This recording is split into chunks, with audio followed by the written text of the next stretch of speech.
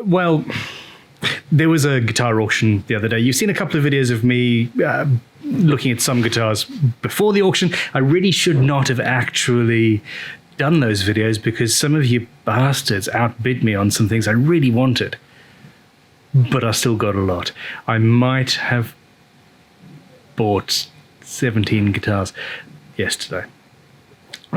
Most of them are for either the new raffle thing that we're putting together in order to pay for the Dorset Guitar Museum, which is the other thing that we're putting together, and a bunch of these guitars are going to be going in the museum.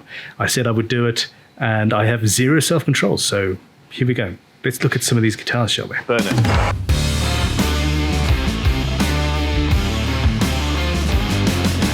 Perfect! Oh, by the way,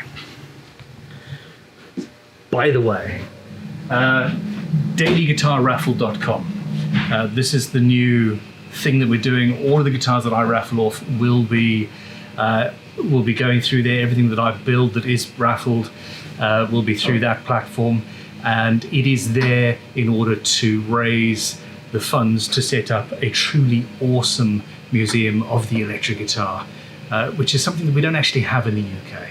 And the very first guitar that will be raffled off is this Gibson Les Paul behind me, and it'll be free entry as well.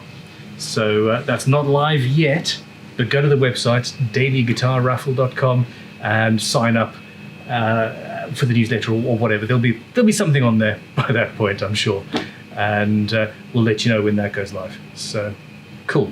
Let's look at some of these guitars. Let's first of all put the strap around the neck of the camera person. Did you see how clever we were when we passed the camera over from handheld to camera person? I thought that was quite cool. Well, this wasn't actually from the auction, so we got a Les Paul, an SG Special, with the original scratch plate as well in the case. And this is an American Fender Telecaster that will end up being on that platform. But the whole point of the raffle site is to have the weird, the interesting, the wonderful, the non-standard. And, well, this is one of those. This is a 50s Maccaferri plastic jazz guitar. In need of some help. We can see with the scrap, the headstock is absolutely destroyed. And I don't know how I'm going to fix that. I truly don't. But, you know, it's going to look nice on the wall once I've done it, and I'm very, very interested in hearing what she sounds like. You got dots on the back, and they do line up, almost. Yeah, that's the 12th fret. Is that not just a really cool thing? In an utterly uncool way, but still, here we go. I've just realised I don't have any soft to put guitars on my workbench, so I'm at headquarters. We're in the process of setting out tools and getting all of this done. Take a spin around the room, B-roll, and I'll find something soft to put guitars on.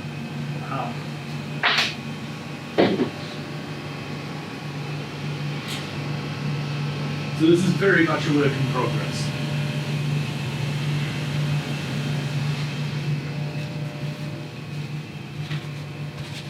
Now, all of these guitars that you see today are going to be showing up on the channel in full, in-depth videos, repairs, restorations, etc. So let's move on to the next one. I just need to hang this beastie up somewhere.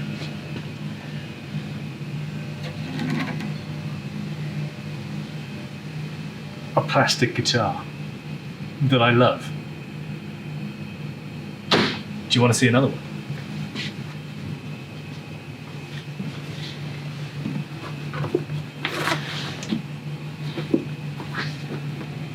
This is something else.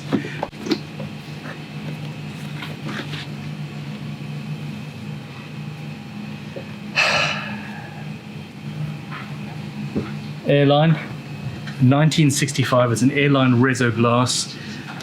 This instrument has been pre-loved by Dave Rotheray of the beautiful South, which is cool. But I mean, that's just the icing on the cake.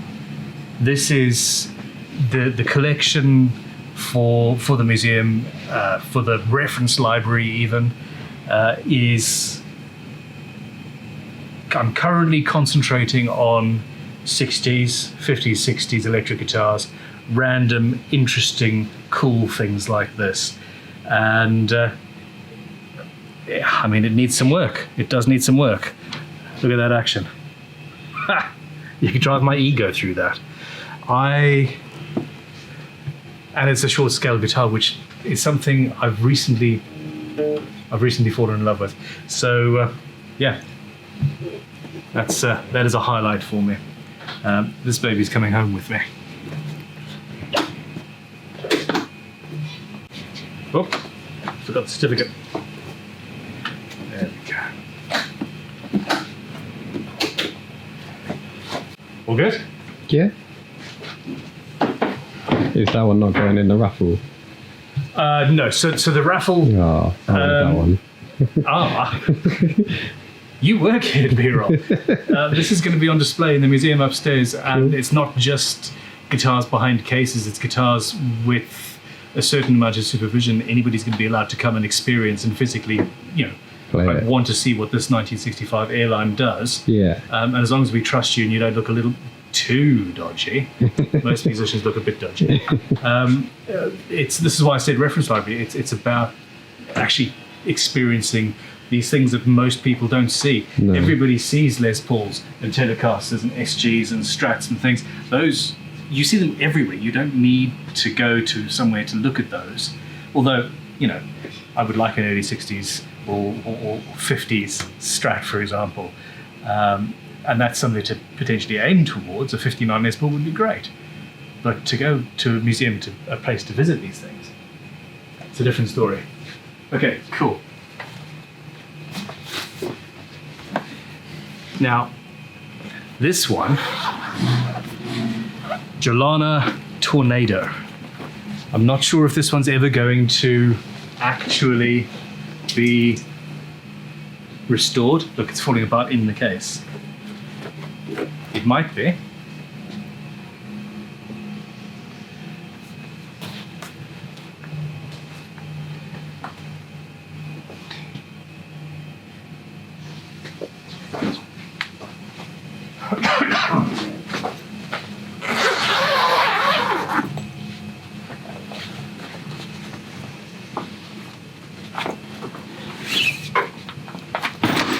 This one, however,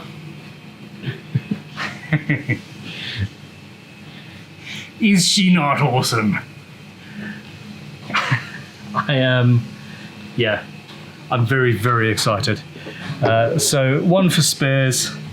If any of the electronics have issues, then I mean, there's potential issues down there. This is going to take some serious work to figure out. I love the trim, and this is the sort of thing. So this is also going to be for the museum or for the collection, as it were. And it's also going to take rather a lot of time and effort to get. Oh, look at those tuners! It really frustrates me how homogeneous guitar building is these days. The hardware, and we don't have as much. We don't experiment as much as we used to. So anyway, I'm going to have to put both of these up on the wall. I'll just leave them there. There you go, there's some space down there.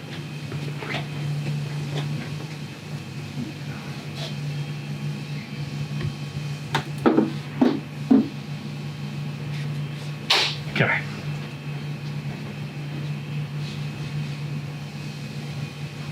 Are they cool? I don't know about the gold pickups. You don't know about the gold, Tommy? I despair. Yeah. I mean, if you're questioning taste, have a look at what's going on in there right now. Do you or do you not agree that bright pink, neon pink, is the new black? It's pretty cool. Just the best heavy metal thing available. That's got black hardware on it, obviously headless. This is a student build going on right now. It needs like pink neon strings to match. Bring it on. Yeah. Anyway. You guys are going to be seeing Josh on camera a lot more. Okay. What do we have? Let's stick with the absolute outrageous guitars and see if we can. Oh, this isn't even the one I thought it was. This is a Kay Rifle Guitar. Because why not? There's, I don't think, much wrong with it. Setup, level crown polish, bits and pieces. I love the strap button things. Isn't that funky?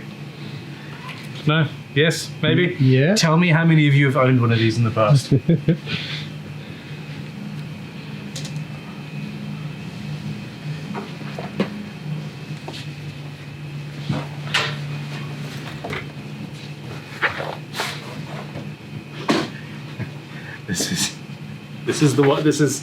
This is something I'm particularly interested in.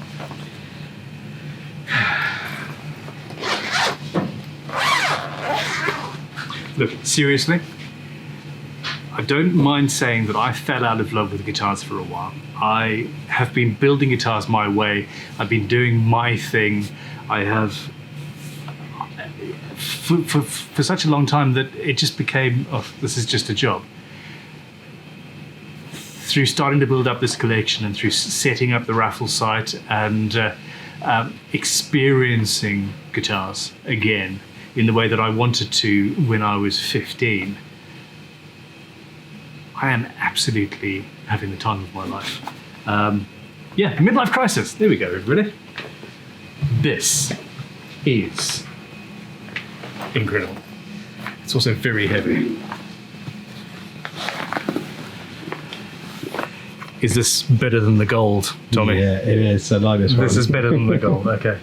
This is a very... I know nothing about this guitar, and I'm looking forward to finding out. So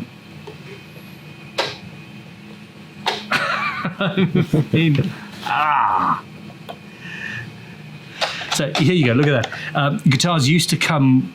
The standard jack socket that we all know and love is absolutely. It took a while to become the standard, and that's some sort of a weird telephone. Well, actually, you guys will know what that is. It's like a mic input. It's sort of, yeah. So it's a very, very, very, very strange thing, and lots of guitars came with those proprietary things. RPT. What does the listing even say about this? Let's have a look. Paperwork. Don't. Formanta electric guitar in need of restoration. Vintage Formanta. So yeah, that's something. But I love these pickups, and that's. I mean, hell, if we could manufacture these pickups again with those super cool. We're gonna have to make some hardware. Look at that. I'm missing a saddle. But that's fine. Yeah, we're good. We're good. Like high up the neck is. Well, so because the pickups are 20 millimeters deep, the neck needs to sit there. But yeah, it's only 3 or 4 millimeters into the body. So yeah, I like that. Oh, and look at this. This is the thing, when you bid at auction, you don't necessarily know what you're going to get. Somebody's gone and done a lot of the research, and we've got, wow, there's a built-in fuzz effect. Seriously? Amplitude, phaser effect. I think this is a little bit, it's also in, well, Russian, so I assume.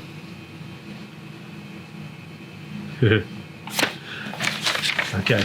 Apparently that came with an external power supply or something. This might not come together as it was originally meant to. We'll see.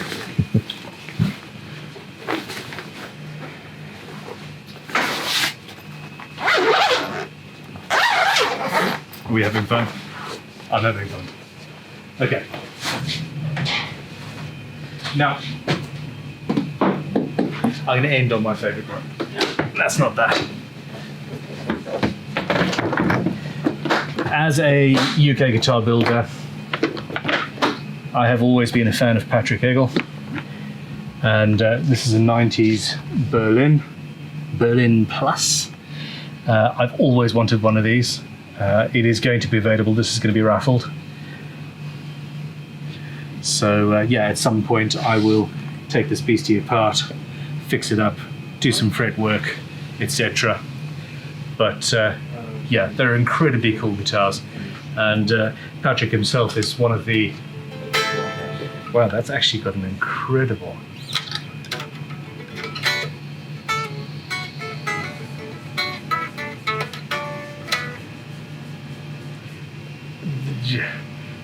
The frets are incredibly low, but that action is slinky.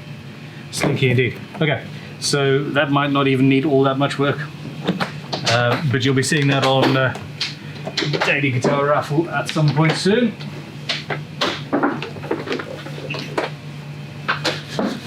Is that a Gibson case I see before me?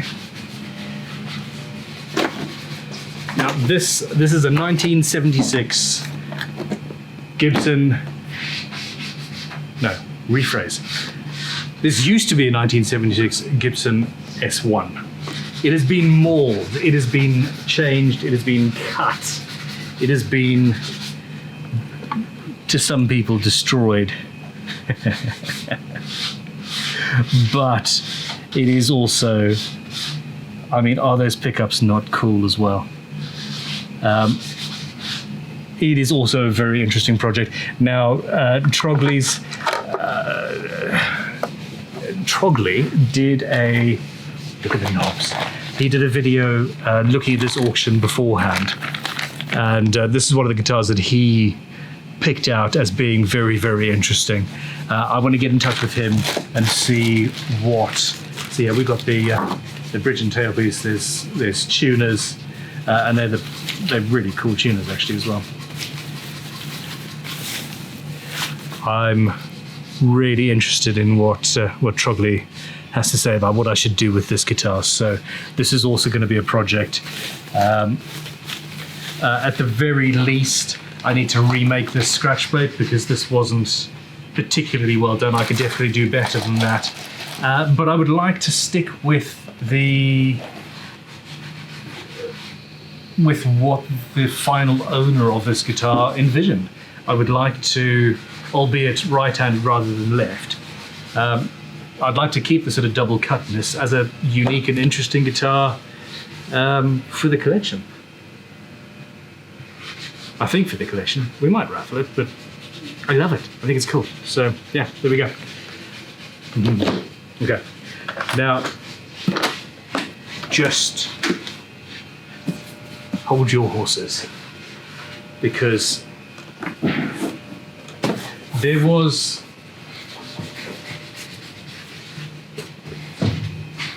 something I particularly wanted for myself that nobody would ever see, and I would just keep at home like a, jealous husband. I went back and deleted my bids on that so that I could get this. Now this is another David Rothray guitar.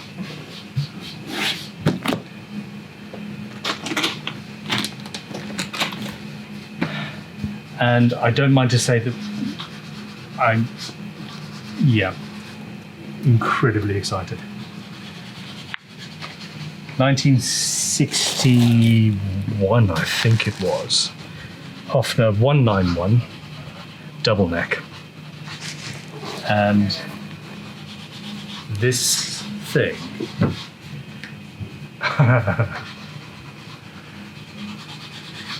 I am absolutely in love with this. Why the hell do we make double neck guitars with bodies so big? They don't need it. This is, the action kind of sucks, but I've actually got room to fix that.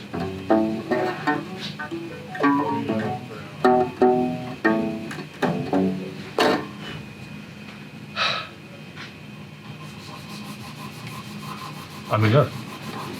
So it's actually Talitha and I, before the auction, Talitha and I went and we took some photographs of a lot of the guitars that we were interested in. I'm considering putting together a book of some photographs of guitars, predominantly for people interested in what an actual true vintage finish ends up looking like or can end up looking like. And there's any number of guitar books where you've got a full image on an A4 page of a guitar. You want to look at the pickup right up close, and there's not that many guitar books out there. So that's also something that's happening. But yeah, not in June.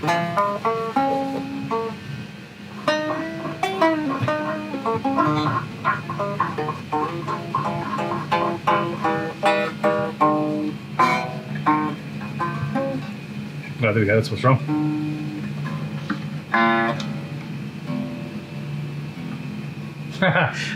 So at the auction, when they take the photographs of the guitars, they line all of the tuning pegs up so that it looks all nice and good on the photo. And then of course it completely puts them entirely out of tune.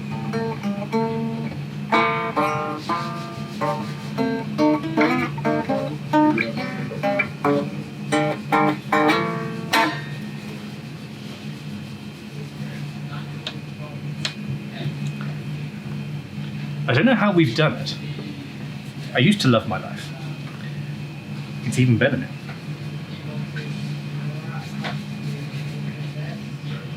Yeah. All right.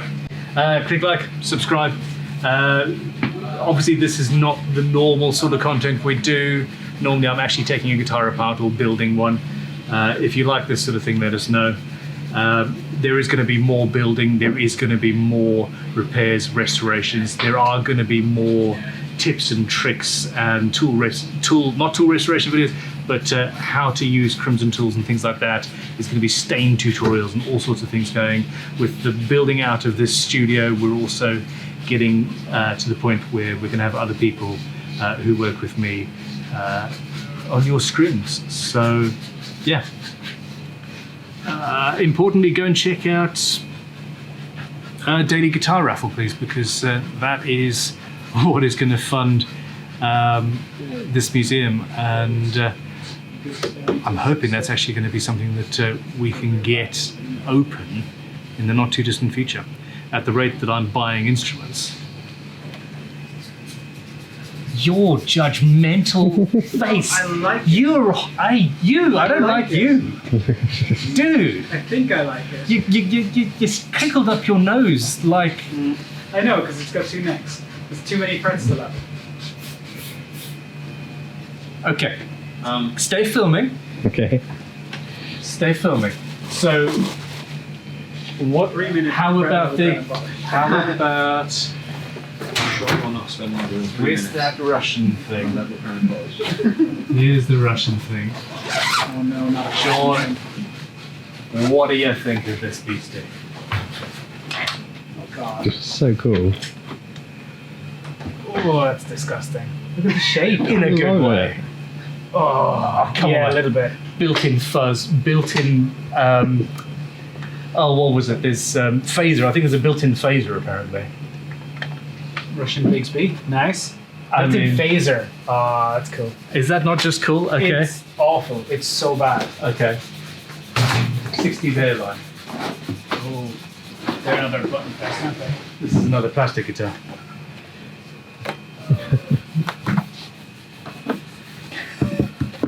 I don't know how I'm going to do that. So that's a sort of a plastic effect that I need to now find. If anybody out there has that material, please let me know. Yeah, what is that? It's probably a seat cover from some bus or something. Well, yeah. You Some airline. You're not wrong. Someone had a 747 that had that. I think this is pre-747. 737. There we go. What else do we have? We've got the Jolanas. There you go. Oh, So now those you like. I like them. Why? Alright, fine. They've gone full circle. They've just They're awful. There's more. There's other stuff. That Russian thing is, it grows on you. They didn't even. How do you do neck angle? Don't just. No, this is the thing that Drop on the happened on lots of them. Oh, I know. I've got a 60s Ibanez at the moment with a Picasso front mounted. Yeah, the Hofner. Just mounted on the top. It's cool. The necks are at different angles. And what's wrong with that?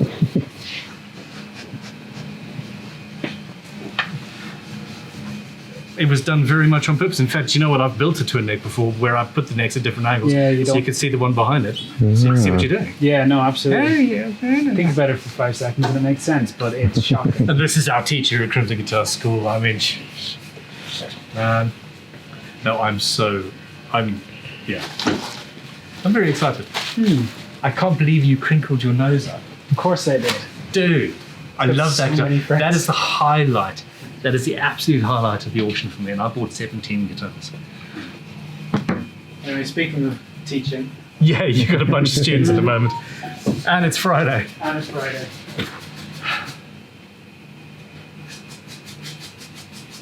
It's all fun. It is so fun.